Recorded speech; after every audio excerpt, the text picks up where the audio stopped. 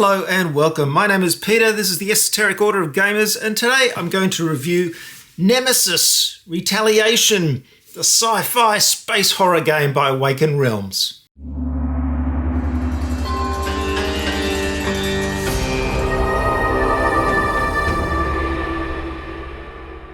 Well, here we go, the third in the series of Nemesis games by Awaken Realms, Nemesis Retaliation. And as you can probably guess by the name, this game is much more about fighting back against the alien horde. There have been 3 Nemesis games now, and I believe that there's only going to be 3. They're not going to make any more. Just to let you know, before I get started, I've actually bought the first 2 games in the Nemesis series myself. But Nemesis Retaliation was sent to me by Awaken Realms to show to you. That doesn't influence my opinion or my review in any way, and I don't get paid for this video, or indeed any of the videos that I make. So in this video, I'm going to run you through the rules of Nemesis Retaliation, just to give you an idea of how it plays, and then I'm going to give you my personal opinion of the game. So let's get started. So here we have a setup for the game Nemesis Retaliation. Now, if you look at this, you'll see the first thing you'll notice is that there's no board. Unlike the first 2 games in the series, this doesn't have a board that you place room and corridor tiles on. In fact, there's just a big empty space with these boundary section pieces, and you actually fill in the space as you go with the rooms and corridors. Now, during the campaign, there was also a neoprene mat available, which you could put under this, and it would give you actual spaces to put the rooms and corridors on. You don't need it, it's just an extra, but it's a nice thing to have and sort of gives you a nice boundary for the area that you're playing in. You do need a lot of table space for this game. It is a table hog. Just the area that you're putting the rooms and corridors in is very large, and then you have all the extra pieces, and of course each player has a dashboard here with all their stuff and their cards around it. As you can see, a lot of these components and my dashboard are actually within the play area on the way I've set it up here. That's purely because I've only got so much space to fit within the camera frame. Okay, so we have quite a bit of setup to do. We have a whole lot of decks of cards. We've got our tokens for our intruders. And keep in mind, I'm using the deluxe tokens here. And if you want to see all these components in more detail, go and check out my unboxing video. I'll put a link to it above. You've got a very nice component tray with all the components. There are the corridors over here in a special container. This is the sheet that tells you how to resolve noise tokens and do bag development. There are more things off screen as well. There's a bunch of room tiles here. There are more cards, for example, contamination cards. Heaps and heaps of components, lots of stuff going on. So I'm just showing you one character setup here just for reasons of space, but this is the combat engineer. He's got his deck of action cards, and this gives you all the choices of what he can do during a turn. I've chosen some tactical gear tokens down the side here. He gets his special card depending on the character, and also there's a support equipment draft at the start, so you can get special equipment. You can choose yourself maybe another gun or some piece of special equipment to start with. On your character board, you have listed all the actions you can take in the game, and your character will start on the landing zone over here. The landing zone starts with 3 corridors radiating from it, and you can head from there into the depths of the facility.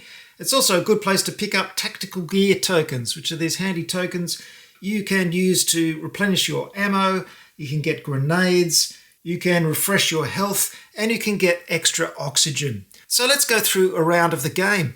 Now, I just will mention that I have done a rules summary and reference for this game. I think you'll find it incredibly handy. If you go to my website at orderofgamers.com, you can download it, print it out from there. Also, it's on my app, Tabletop Codex, in a fantastically easy to access form, all divided into little sections and nuggets of information with a search function as well if you want questions answered as you play the game. So download that from Google Play Store or the App Store and check it out. So each round begins with each player taking a turn in clockwise order. And when you take a turn, the first thing you do is take 2 actions. There are 2 general types of actions. One is playing a card and playing the specific action that's written on the card. And these are for things like searching a room or doing some specific action which applies to your particular character. The other type of action is just discarding one of these cards as a cost and then performing the action. And these are things like making a move, firing a shot or a burst, making a melee attack, using an item, trading with other players and stuff like that. If you discard 2 action cards, you can use the room action of the room you're in, or you can move cautiously. I'll go into these actions a little bit later. After you've done your 2 actions, you have to check to see if you lose oxygen. There is an oxygen meter on the right-hand side of your character board. It starts at 7. And if you're in a section where the life support system is still inactive, and all of them start inactive, you will lose 1 oxygen. So you move your dial down 1. Now, the board area is divided into 3 sections, A, B, and C, and each one of them has their own life support indicator. Finally, if you're unlucky enough to be in a room that's on fire, you take 1 damage. After everybody's taken a turn, you have the intruder phase. That starts with fire damage as well, so if an intruder is in a room with fire, they take 1 damage. Then, if any intruders are in a room with a character or characters, they get to attack those characters. I'll talk about attacks and combat later on. The next phase of the round is the event phase, and you draw one of these event cards and check it out, and all kinds of horrible things can happen. This one, for example, is panic. So all intruders in a horizontal corridor will move, and then all intruders in rooms will move. Then any character in a room with an intruder or adjacent to a corridor with an intruder loses 1 oxygen or spends an ammo. And then you have to resolve a noise token in each unexplored corridor. There's a big variety of event cards and they can really ramp up the tension. Then you have bag development. You take the bag and you have a certain number of intruder tokens put in this at the start of the game, and you draw one of these tokens and you resolve it. One of the good things about this new version of the game is that it has a special sheet which you can reference and see what the token does in various situations. Here's when you're resolving a noise token in a corridor. This is when you're resolving a noise result of hazard in a room. And here's when you're doing the bag development phase. And this will tell you what happens when you draw each of the tokens. Certainly at the start of the game, this phase usually means that there are more nasty greeblies going into this intruder bag. Finally, there's a cleanup phase. The starting player token goes clockwise around the board. Each player draws up to 5 action cards. And finally, time advances. You move the round marker 1 space along the track. If the auto-destruct token has been placed on the track and the 2 of them meet, the facility explodes and everyone still in the facility dies. If it hits the same space as the lander token, you check to see whether the lander lands successfully. And you have these 2 anti-aircraft tokens, which are secret at the start of the game. You look at the top one of those, and it may say that the lander is shot down, in which case there's no way to escape via the lander. Or you might be lucky and it lands, in which case that becomes an escape route. Now let me go into a little bit more detail about some of the actions you can do. You can choose to play, as I said, one of your action cards for its special ability on the card. Or you can choose to pass, in which case you discard any number of cards that you've still got in your hand and you wait the rest of the turn out. If you discard one of your cards as a cost, you've got a few more options. You can move, and if you do, you move along one of the corridors, and if there isn't a room on the board, then you place a new room. And what you do to do that is to draw an exploration card. Here it is here. This gives you a little diagram that shows if this is north, where the new room goes on and where any corridors coming from it go. So for example, if we'd drawn this card and we were coming up this corridor here, we'd choose the appropriate room. It says on the card A, B or C type, depending on the section you're in. We're in section A, so I get a section A room, turn it over and place it facing north at the end of that corridor. Then if I look at my diagram, it shows me where I put new corridors attached to that room. And there we go, I've moved to the next room. Now this card may tell me to do other things, but every time I move, I do always have to make a noise roll.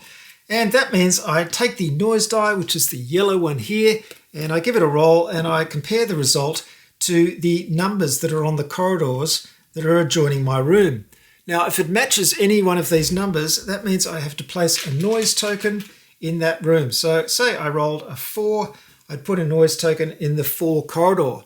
If there was an intruder in that corridor, it would move into the room and encounter me. If there's already a noise token there and I roll another one, that means I have to resolve the noise token, and that means I will draw from the intruder bag and check the result of my token on the sheet resolve noise token in a corridor, and that tells me what happens, usually placing more nasties on the board. Now, the exploration card as well may ask me to make more noise rolls or do other things like close doors if they appear around this room, other things like that. And talking about doors, you can see a graphic on each one of these corridors which shows you if you should place a door there. So I'll place a door in that location. Now, if you have some intruders in the room with you, you may want to fire a shot at them. There are two types of attacking in this game for the players. That is shooting and bursting. Shooting is against an intruder in the same room, and bursting is against intruders in an adjacent corridor. These have similar but slightly different mechanics. Basically, you'll be rolling a shoot die if you're shooting, and a burst die if you're bursting. No, I don't mean you'll be desperate to go to the toilet, though if you're in a room with an alien, you probably will be. When you're shooting at something in your room, it's a bit harder to kill them, and also there is a chance that you'll use ammo. If you're bursting at something, it's easier to kill them in numbers, but you definitely will use ammo.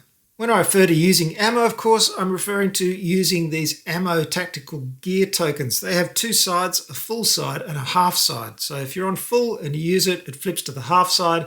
If it's on half, you then discard the token. So you can run out of ammo at a crucial moment. So when you're shooting at an intruder, you place a hit next to its base, and then you roll the shoot die, and you're trying to roll equal to or under the number of hits that are on the intruder. So the more times you shoot at an intruder, the easier it gets to hit. When you're bursting at a bunch of intruders in a corridor, you roll the burst die, and that gives you a number, and then you distribute those hits among the intruders in that corridor. If things get really desperate, you can try a melee attack, but unfortunately, if you get that close up to an intruder, you're always going to take a contamination card, one of these cards here. And you'll add that to your action deck, and not only does it clog up your action deck with cards that you can't use to discard to pay for actions, but also later on you may have to scan it and find out if you're infected. Back to the actions, another action you can do is use an item. You may have some items to start with, and you may pick up items as you walk through the facility and search different rooms.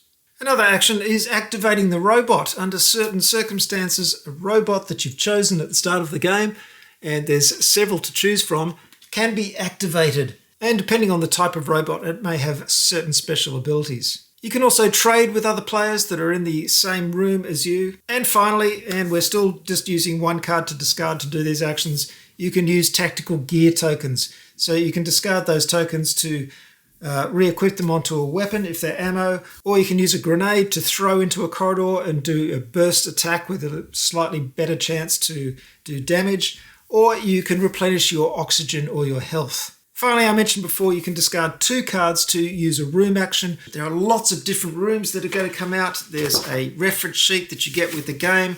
I've also summarized this on my reference sheet as well, but without the pictures, so it's a lot smaller. And these do all kinds of things, from reactivating the life support to getting onto an escape shuttle to starting up the auto-destruction procedure to controlling the doors and the airlocks to getting into an armory. And of course, they have icons on them that if you search that room, then you can search the various different item decks as well. So as the layout of the facility forms, as you explore through and start finding those different rooms, your options increase. Your final option is to discard two cards to move cautiously. That means you put down a secure token in the room you move to. And secure tokens are great because if you're attacked, you can avoid that attack by just discarding the token. Well, that list of actions may seem very long and complicated, but actually it's very intuitive. It's all listed on your dashboard here, and the game flows very smoothly once you get going. Now, you're probably wondering what happens when an intruder attacks you. Well, intruders can move in corridors and rooms, as you've already seen, and when they do attack, they draw one of these attack cards. And these can be very nasty indeed. This one, for example, is just a simple bite, and it says, if you're heavily injured, you die. That's it, kids. You're out. There's no coming back once you're dead.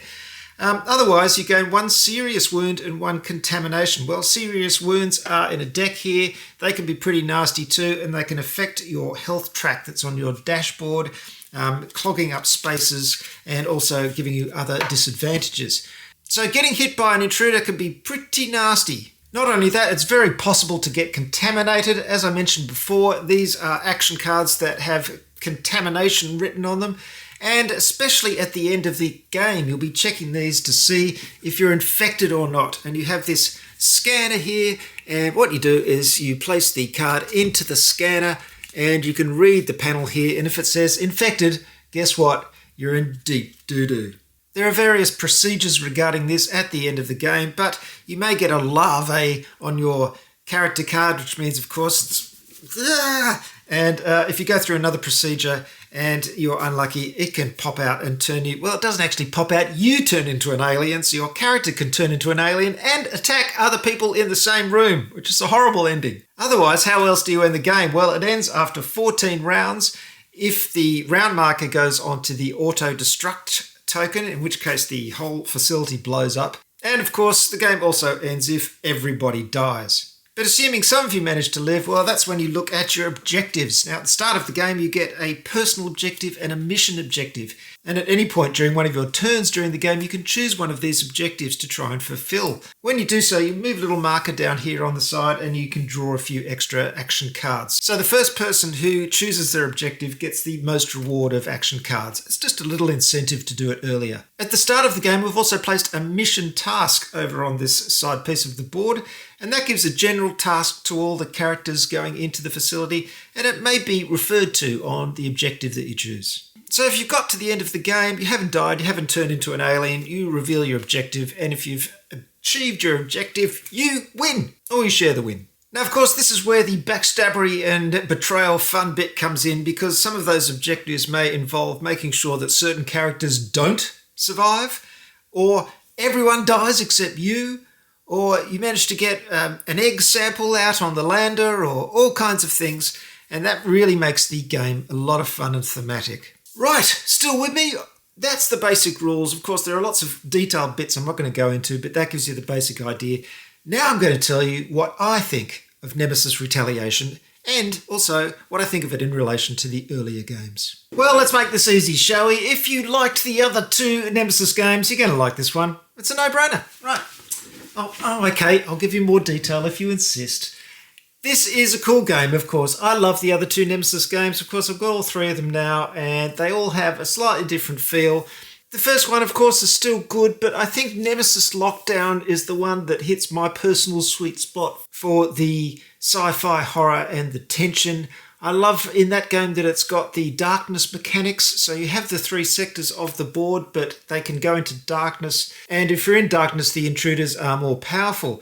Now, in this one, you've got the oxygen thing on the three different sectors. You can run out of oxygen, but that doesn't feel as scary as it does in Lockdown. Oxygen, you know, it's another resource you've got to keep track of, and if you're running out, you can use some tactical gear tokens to mitigate your oxygen loss or to get more oxygen. So it's not quite so bad as the darkness mechanic in Nemesis Lockdown, which I really enjoyed. However, this one, of course, gives you more power and it gives you more guns and you can fight back against the alien. And I absolutely love the combat mechanic of breaking it into shooting and bursting. And at first I thought, oh, this is a bit annoying because it's a lot harder to kill an intruder in a room than it is in a corridor, and you can kill a bunch of them in a corridor. But of course, this is actually quite thematic. When you're firing a burst at a corridor, you're just going, they're in the walls, and you're using up ammo, and you're doing lots of hits and you're killing lots of things. When it's in the room with you, of course, the tension is extremely high and you're trying to get that one shot off, and it's harder because they're up close and in your face. I think this is quite clever the way they've taken the same combat mechanic, but they've broken it into these two scenarios and given it a different feel. And of course, there's the ever-present threat of just dying in this game, because you do have a health track. You can see when you're, getting close to being heavily injured. When you're heavily injured, it's extremely dangerous because you could just draw an intruder card that just kills you right out. But you can get items to give you armor and stuff like that. And of course, the serious wound cards can slow you down and give you disadvantages. So there's a great tension in that at the start of the game, you feel pretty powerful because you've got guns, just like the Marines do in Aliens, let's face it. And then you have a few encounters with those aliens. You kill a few and you think, this is all right. I'm bursting them. They're all dying like flies. Fantastic. And then you start getting a few wounds and you realise that you're very close to death's door if you get a bit of bad luck. And that's the only real disadvantage of these games, is the luck factor. I love luck in games. It absolutely suits these games, but you have to remember that sometimes the gods of luck do not juggle the balls perfectly and everything doesn't fall into place.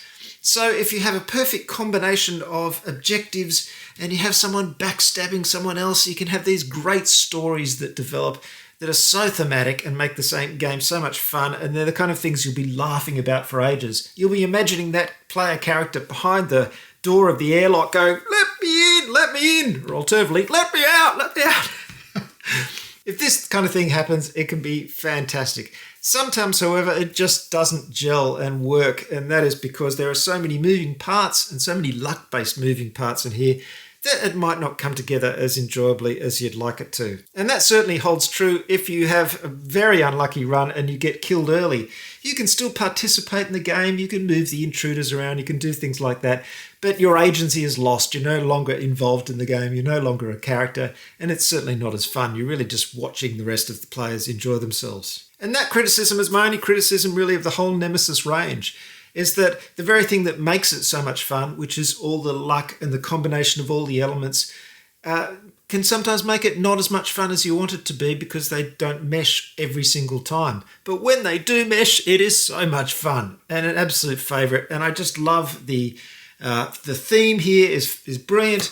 The production is gorgeous. There's lots and lots of very detailed figures. I was very lucky to get the sun drop effect here, so I don't think I'm even going to paint these aliens because it'd be quite a job.